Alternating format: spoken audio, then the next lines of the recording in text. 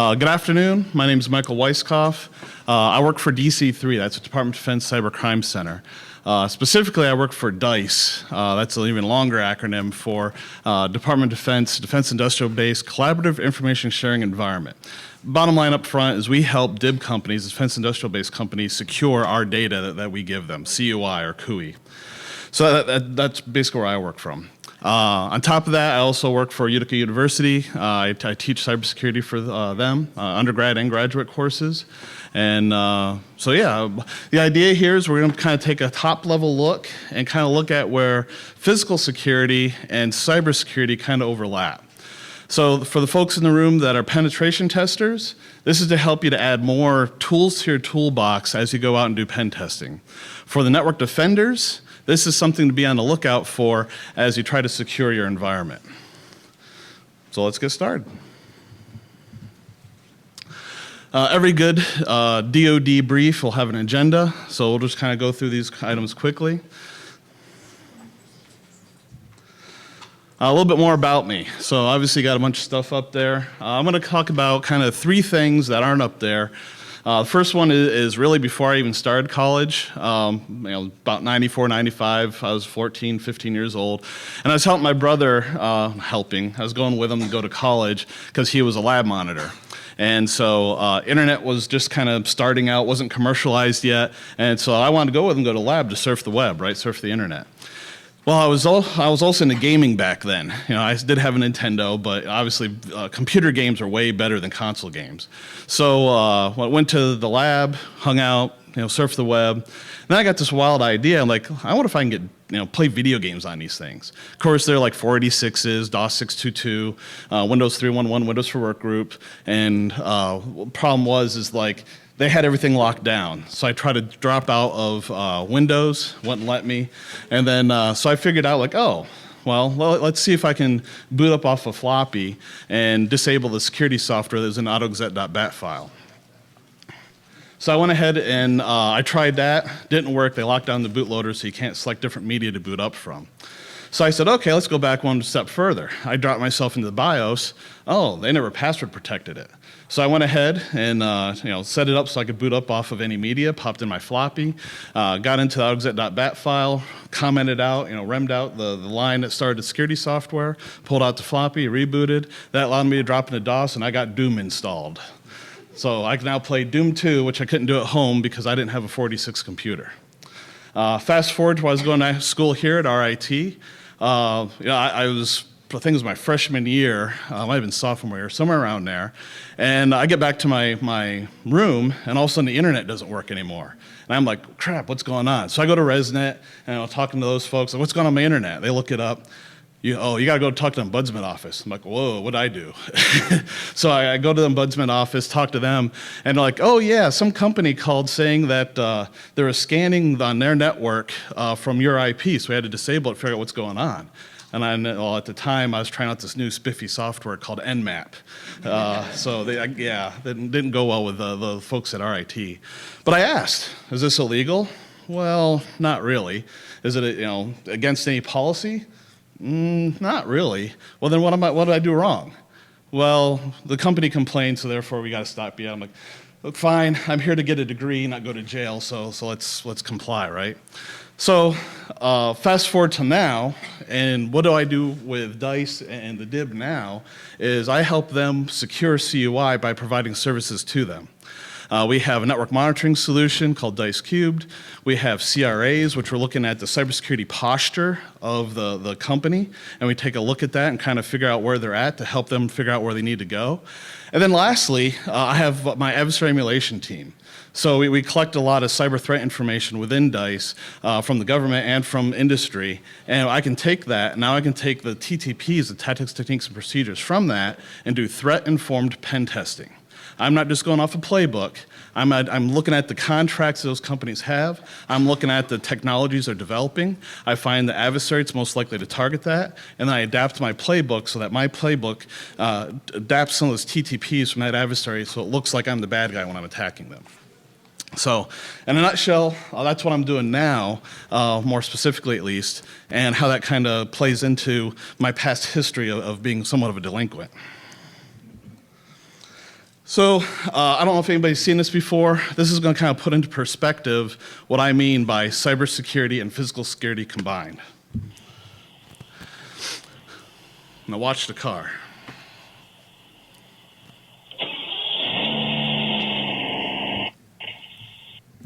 So in a nutshell, what's going on here is the kid with the antenna, he's got some sort, it's a replay attack. He's got some device in the backpack, some sort of digital receiver, transceiver, and then the antenna. The guy, whoever the owner is, has the keys on the wall inside the house, and he's basically rebroadcasting the signal from the key fob to the car, and off they go to the races, quite literally. Physical security, cybersecurity. Kind of falls in both realms. And so the goal here is to kind of look at that and be like, well, yeah, I'm a cybersecurity professional, and I might think of this as physical security, but a piece of this kind of falls in our realm as well. All these examples, the big thing is it falls within this whole idea of radio frequency spectrum. We're on the radio, because that's what makes this work, right? We're transmitting data over radio, and then that allows us to kind of be able to be in different physical locations to grab that. And due to the nature of radio waves, you got to kind of be close proximity to the location. That adds that physical piece to it.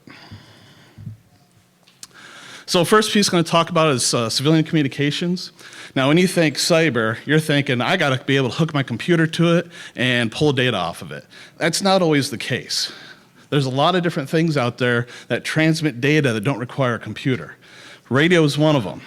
Can you collect information from voice communications from radio? Absolutely.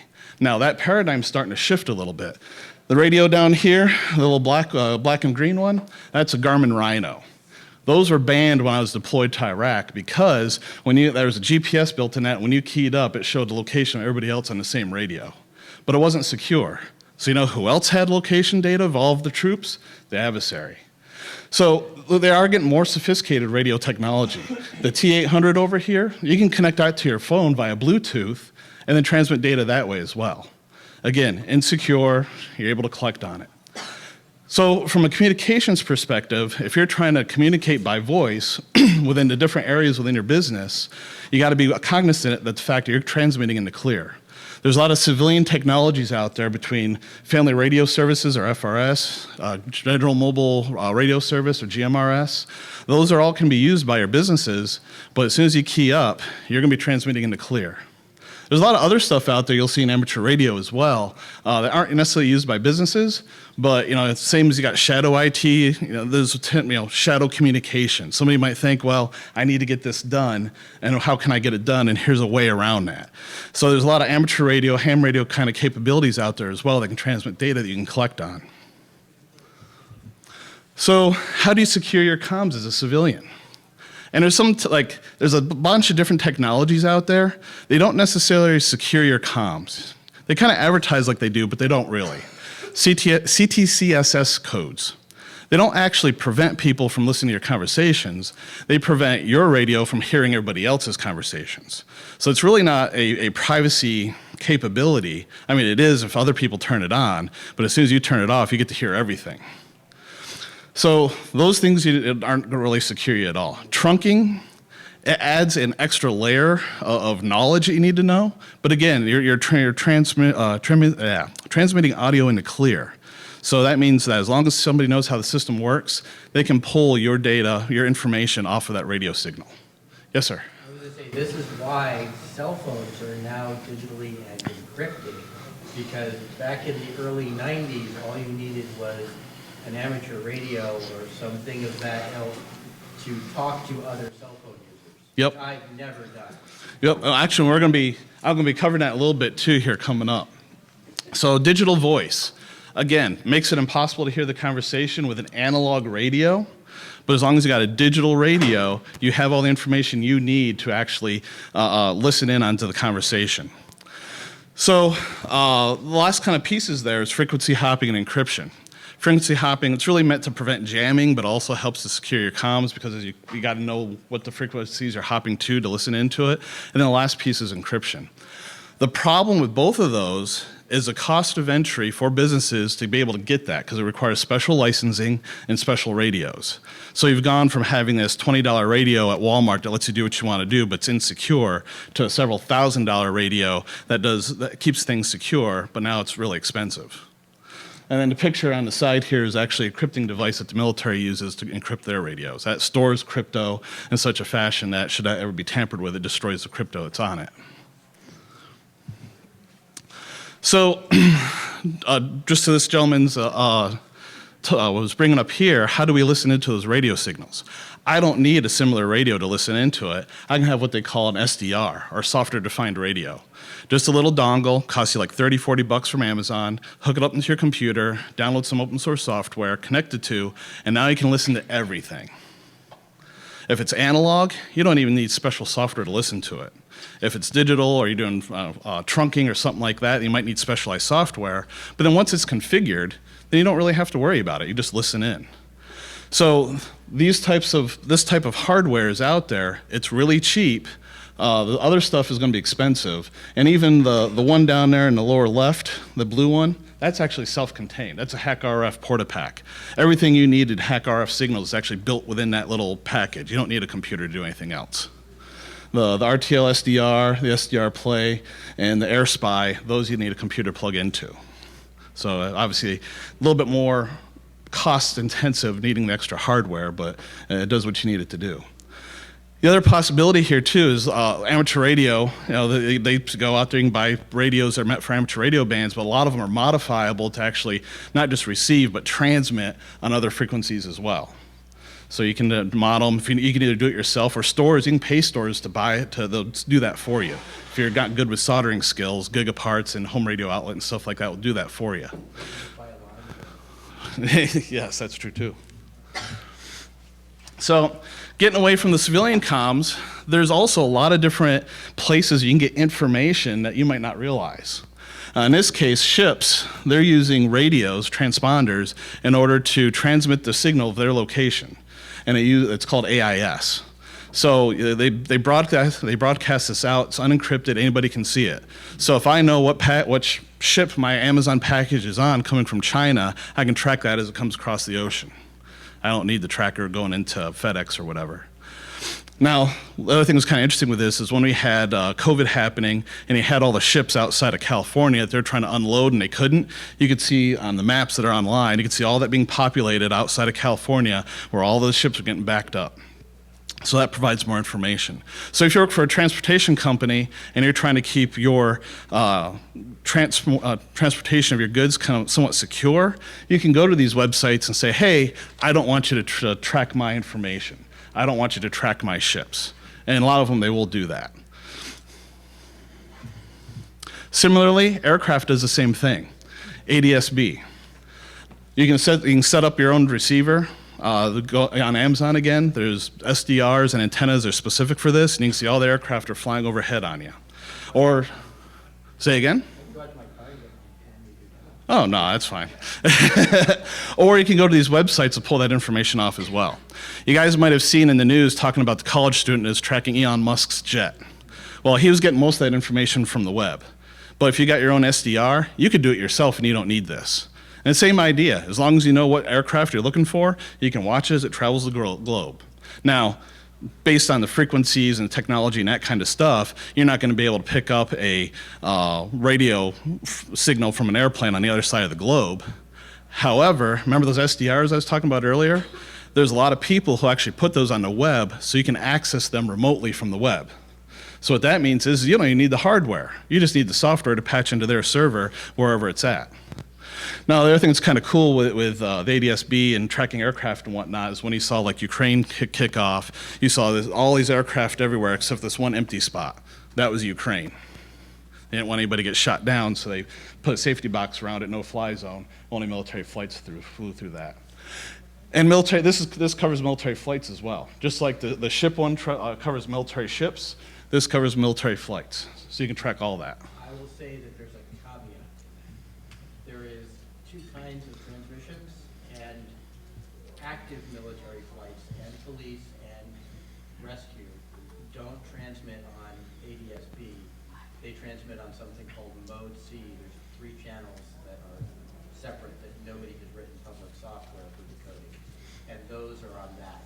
see that the bird is in the air, because you get an ID, but you don't get a GPS or anything outside. So that's why it's still totally in the clear, and you could conceivably spoof that data by just transmitting, but there'd be people hunting for you. Yeah, the difference there is that they turn off the ADSB when they're doing actual ops, and they leave that one on for military ops. But when they're just traveling around the globe doing whatever, just like this guy here, that's a military aircraft that they're tracking because he left ADSB on. And then just like your FedEx, UPS aircraft, stuff like that, you can track all your packages using this as well. So GPS. Another place to you can't get data from per se, but it can cause a lot of heartache if you don't protect it. And with commercial civilian use GPS, there really isn't much in the way of protection for it. You look around in Europe and you'll see how Russia's been doing a lot of GPS jamming. If you remember 2011, the Iranians had downed a UAV, and it's theorized, at least in open source, that they did it through GPS jamming. So you jam it, it doesn't know where to go. Eventually it's going to try to fly home or land or do something, and that's when they grabbed it. So a lot of technologies out there that rely on GPSs. You track your trucks with it, you monitor speed with it, ATMs use it. There's been stories about people with trucks that they didn't want their boss to know where they're at, so they put a GPS jammer on it, and they're traveling around an airport, and all of a sudden all sorts of alarms are going off because they're losing GPS signal. So another thing to kind of look at, you want to try to figure out ways to secure if you can. So getting more into our realm, we got Wi-Fi, right? And the bottom line is that, yeah, you can use the latest encryption and stuff like that, but eventually it's going to get cracked. And there's other ways to secure your Wi-Fi than just using encryption, right? So you got war driving to find it. You can use DDoS attacks to try to get the keys to decrypt it, stuff like that. But at the end of the day, somebody can build a Pringles can antenna. It's basically a Yagi antenna, and you can pick up a signal from many clicks away, many kilometers away. So how do you kind of secure that physically? So like I said, emphasis here is more on the physical security side of it. So the idea is like if you have commercial routers, not residential ones, but commercial wireless access points, there's a lot more settings on those that you can deal with that try to help physically secure your hardware to prevent other people from remotely accessing it through Wi-Fi. You can reduce the power on the signal strength as it points into the area you're trying to cover. That way it's not going beyond the perimeter, the physical perimeter. You can set up directional antennas. Most antennas on Wi-Fi are omnidirectional. They travel in all points at all times. So you can get directional ones and just point it in the area you want to. So that if you have, let's say you have a courtyard, an open courtyard where people are eating or whatever, and you want Wi-Fi access, you can still do that. You set up your wireless access points, you point everything towards the center, you reduce the power so you have to get, if you're far enough away, you can't access it.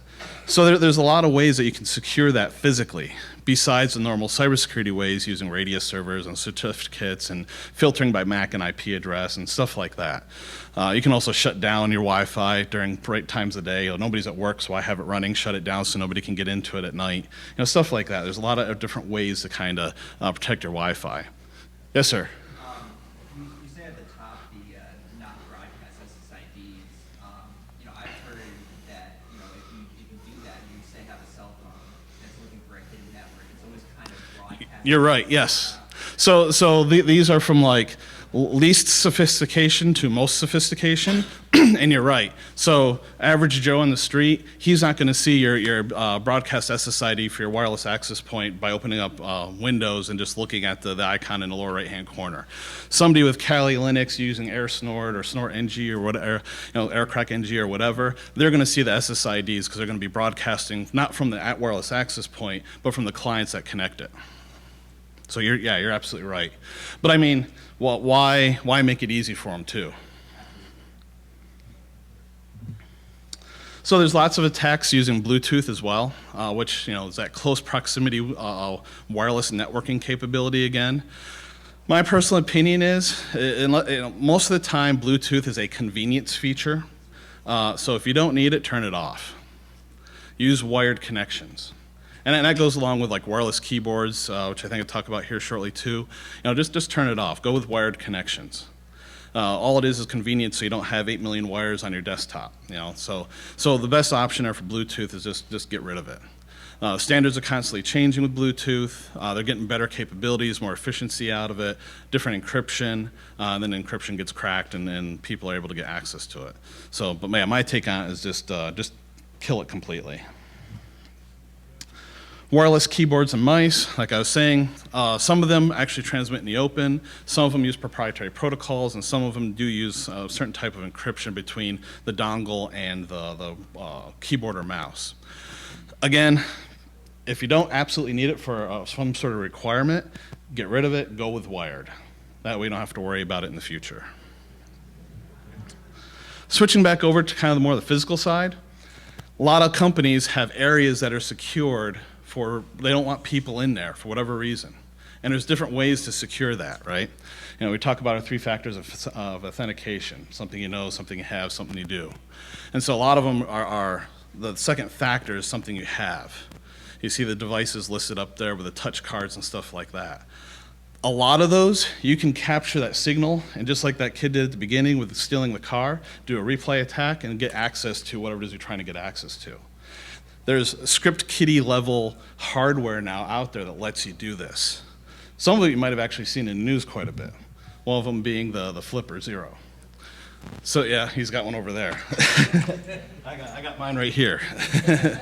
so yeah. So yeah, if you haven't seen these yet, very simple tool. You can hack the hardware, the firmware on it. There's add-on boards so you can hack the hardware with it. You can get custom firmware so you can do more than what they designed it for. The other thing I'd be careful of is that the guys who developed this are Russian. So, if there's a security concern there, then fun to play with hardware. Know where you're getting your hardware from.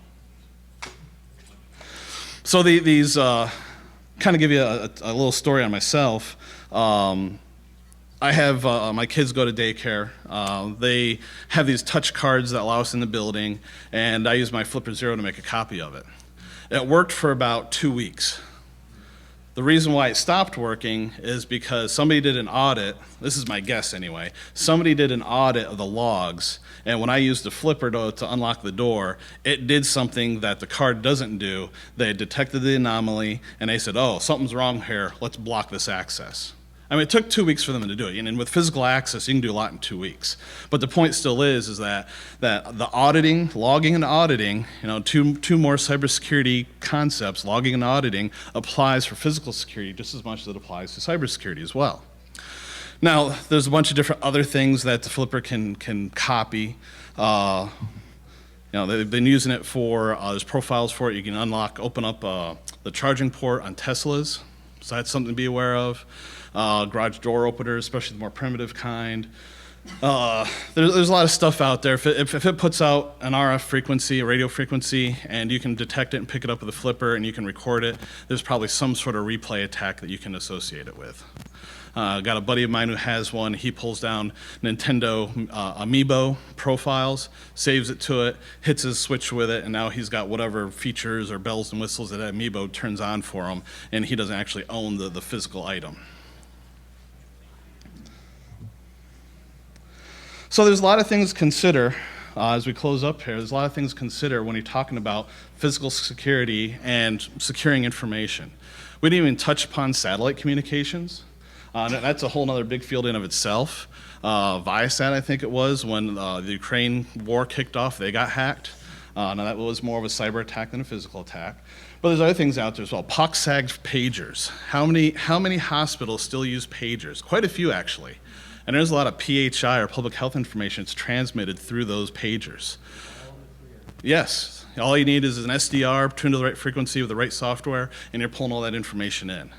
I'm not a HIPAA expert, but how that's not violating HIPAA standards, I don't know. Probably is. They just write it off. So yeah, if they're allowed to, they just accept the risk, right? If they're allowed to. So there's also a lot of old cell phone technology out there, especially with 2G, edge and 2G technology. A lot of that is crackable, but the problem is there's and this is the cell phone companies are dealing with this now. It's like they have this service. It's for basically the initial Internet of Things kind of concepts that are out there. These devices that need a little bit of data every now and again, and so they 4G now. have they updated them all? Yes, as of 2 years ago, January. Okay, because I know, like during COVID and whatnot, when I'm looking around, I could find still edge and 2G signals. So they're usually associated to like ATMs and stuff like that. Yep, femtocells too. Yep. The other thing here too is with home automation, and this if you guys play around with LoRa, it's another technology out there for communicating information. Don't need a license or anything to do this. These are actually originally developed for sensors for home automation. So if you wanted to, or even industry. So if you wanted to have something a certain pressure or a certain temperature or what have you, this can track it and report it back. Well, now they're using it for comms, between cell phones and whatnot. Connect to it via Bluetooth, and then LoRa device to LoRa device. You can communicate back and forth. So there's a lot of stuff like this that's out there as well for home automation.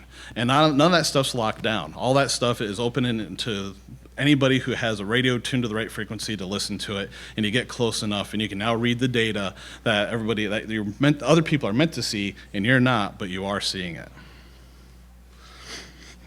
So anyway, that's all I have for you. Are there any questions? Are you a ham? I'm N3RSY, yes. There's another guy around here, K2EXE. I ran into him already. Oh, there he is. I'm W2HAX. Yeah. So, cool. I'm W2HAX. Okay, excellent. Well, that's all I have for you. So I guess we'll go on to the next group.